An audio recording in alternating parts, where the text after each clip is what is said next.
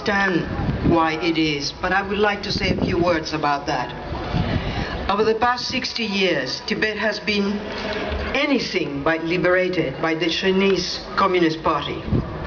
On the 10th of May, as you heard already, I delivered a report to 10 Downing Street to urge the Prime Minister, David Cameron, to meet with His Holiness.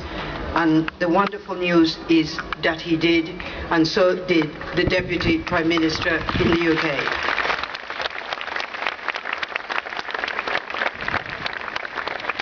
I am here because I am urging world leaders to support the Tibetans at this critical time in their struggle. And I am here because I feel it's not only governments who need to support the Tibetans, but as well we people throughout the world. And you have a voice, and you can ask your government to do the same. In recent months, we have seen harrowing images and footages of Tibetans who have set fire to themselves as a form of protest. Since February 2009, 35 Tibetans have sacrificed themselves in an act of desperation, which emerges from the anguish of oppression.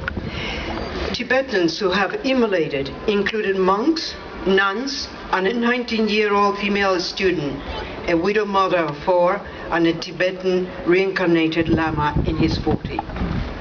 We must say enough is enough. The time has come for us to stand with Tibet and with the Tibetans.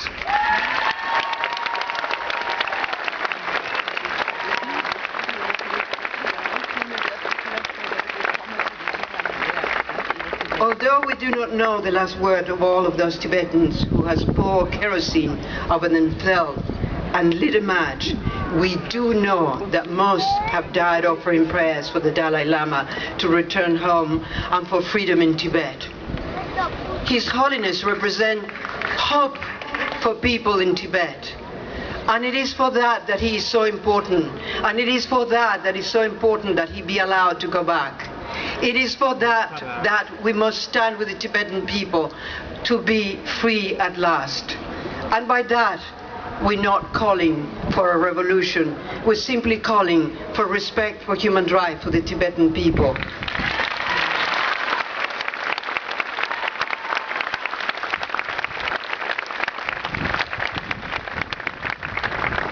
Over the last 60 years, the Chinese government has instituted increasingly hardline policies that undermine Tibetan culture and religion.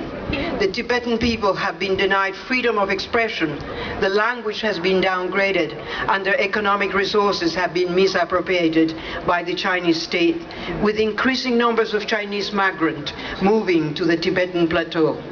China's economic strategies are literally reshaping the Tibetan landscape and endangering the fragile ecosystem of the world's largest and highest altitude plateau.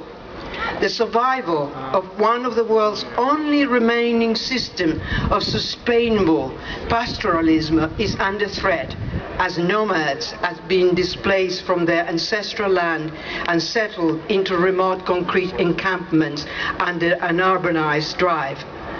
The survival of Tibet is not just a moral issue.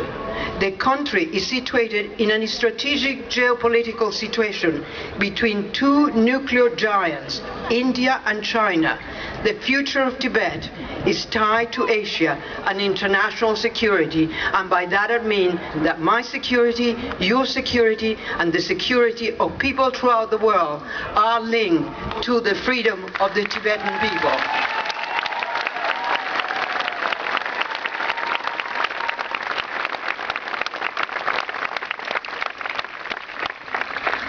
This is a critical year for China. Divisions in the Chinese Communist Party have been exposed amidst a new clamor for genuine reform. I appeal to the Chinese government to please listen to the voices of the Tibetan people. Listen to the voices of those who believe that the time has come for freedom, for Tibet and for Tibetans to be able to live in peace. Thank you very much.